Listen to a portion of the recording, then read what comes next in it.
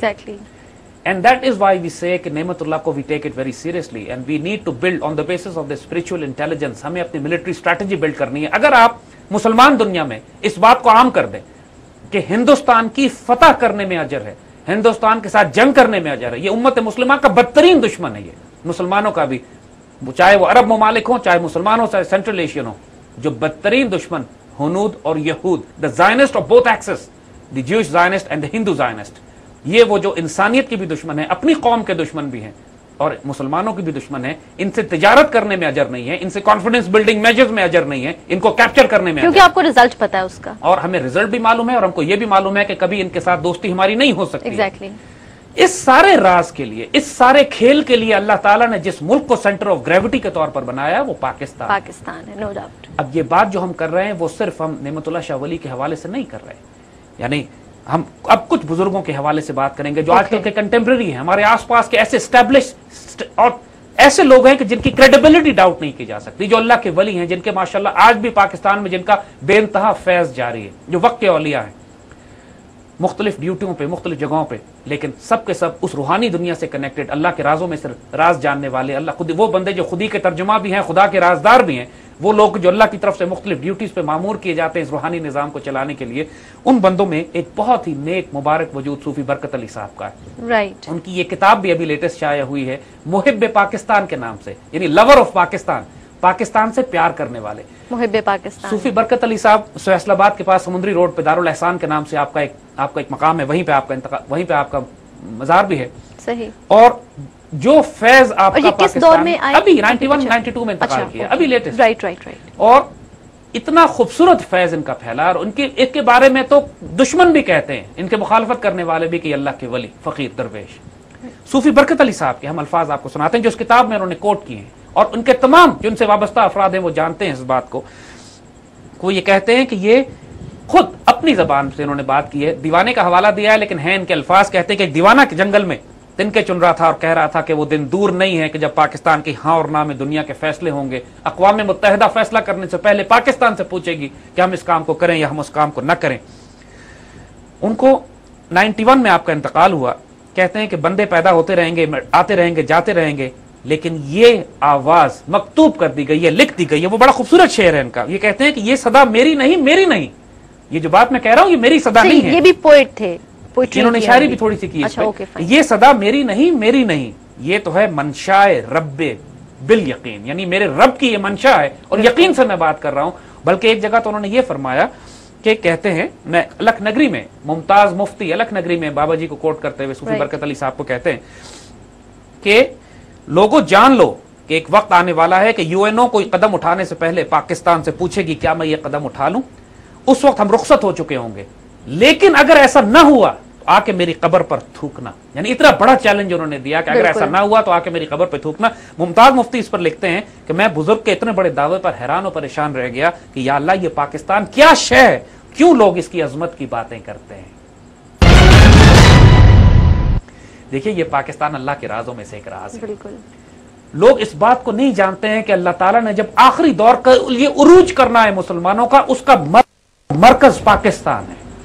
ये 27 रमजान मुबारक को बनने वाला ये मुल्क जिसके नाम का मतलब मदीना तैयबा है, पाकिस्तान का मतलब जो मदीना तैयबा है, जो मदीना तैयबा सानी है, जो 40-50 लाख शोहदा के साए में बना है, जो अल्लाह ताला के खास करम से कायम किया गया, खास करम से कायम रखा गया। पीछे एक बहुत बड़ा मकसद है। इतनी बड़ी रूहानी दुनिया इस मुल्क की हिफाजत करने के लिए मुतय्यन की गई है। जो फैसले कर दिए गए, अब सिर्फ ये हो रहा है कि कौन खुशनसीब होगा, कौन बदनसीब होगा, कौन इस मुल्क को नुकसान पहुंचाएगा। खशफाक अहमद साहब इसकी मिसाल सौलेह अलैहिस्सलाम की ऊँटनी से देते हैं। फरमाते हैं कि जिस तरह सौलेह अलैहिस्सलाम की ऊँटनी मुअज्जिज़ से बनी थी, निशानी के तौर पर कायम की गई थी, और जिसने उस ऊँटनी को नुकसान पहुंचाया उस कौम को ही तबाह कर दिया गया, और जिसने उस ऊँटनी की इज्जत की अल्लाह ने उसकी हिफाजत की और उसको बचा के रखा। पाकिस्तान सौलेह अलैहिस्सलाम की ऊँटनी की तरह। खूबसूरत मिसाल दी उन्होंने। और इस पाकिस्तान को नुकसान पहुंचाने वालों की 7 नस्लें तबाह बर्बाद, और इस पाकिस्तान की हिफाजत में एक ईंट रखने वालों के 100 गुना माफ। रब ने करम उस पर करना है। देखिए जब बात होती है इतने बड़े बड़े फैसलों की, जब लेतफ्तहन्नल कुस्तुनतुनिया की बिशारत दे दी गई कि कुस्तुनतुनिया लाजमी फतह होगा, वो अमीर भी जन्नती है, वो फौज भी जन्नती है जो उसको कैप्चर करेगी, तो फौज में तो गुनाहगार अच्छे बुरे सब लोग होते हैं। لیکن اس جنگ میں، اس موقع پہ، اس جہاد میں شریک ہونے کی وجہ سے سارے گناہ مغفرت اللہ تعالیٰ کی طرف سے، کہ مشن بہت بڑا ہے۔ اسی طرح غزوہ ہند کے حوالے سے فرمایا جو بھی ہمارے کانفلکٹ ہیں پاکستان بننے کے بعد، چاہے وہ 1948 کی کشمیر کی جنگ ہو، چاہے ہمارا 65 کی وار ہو، چاہے 62 کا رن آف کچھ کا مارکا ہو، چاہے 71 میں ہمارا کرائسس ہو، پھر کارگل کا کانفلکٹ ہو، پھر آندھا آنے لائن آف کنٹرول کی جھڑپیں ہوں، ایوری تھنگ ہو رہا ہے، یہ غزوہ ہند کی تیاری ہے۔ اس میں شریک ہونا، اس میں اجر حاصل، علماء کی تو یہ بھی رائے ہے کہ ہندوستان سے ہر جنگ کرنا غزوہ ہند کا اجر رکھتی ہے۔ Every engagement with the Indians, with the ہندو زائنسٹ، کیونکہ یہ ایونٹس ایکچولی اسی طرف رہیں، تو ہمارے وہ تمام سپاہی اور فوجی جو لائن آف کنٹرول پہ آج کھڑے ہیں وہ غزوہ ہند میں شریک ہیں۔ ہمارے وہ تمام سولجرز جو تمام ہمارے F-16 فائٹر پائلٹ، ہمارے وہ سب مرینز کے ہمارے کرو اگسٹا 90B کے جو پیٹرولنگ کر رہے ہیں انڈیا کے خلاف، وہ غزوہ ہند میں شریک ہیں۔ وہ تیاری کر رہے ہیں اس بڑے کانفلکٹ کے لیے، اس بڑے شو ڈاؤن کے لیے جس نے آنا ہے۔ اس غیر خوش نصیبی کو تو دیکھو کہ جو اس پاکستان کے نصیب میں دے دی گئی ہے اور ہماری آرم فورسز کو دے دی گئی ہے، اور یہ کوئی چھوٹی بات نہیں ہے۔ اس آرم فورسز سے اللہ کتنا بڑا کام لینے جائے گا۔ وجہ ہم آپ کو ایک واقعہ اور سناتے ہیں۔ دیکھیے، اس سے پہلے ممتاز مفتی الک نگری میں تو اس طرح کے، الک نگری میں تو ممتاز مفتی نے کمال ہی کر دیا ہے۔ مطلب وہ ایک ایسی دنیا کو، ممتاز مفتی کی ڈیوٹی کچھ لگی تھی، یہ کچھ 4-5 دوست تھے، اشفاق احمد صاحب تھے، قدرت اللہ شہاب تھے، ممتاز مفتی تھے، واصف علی واصف تھے، ابن انشا تھے۔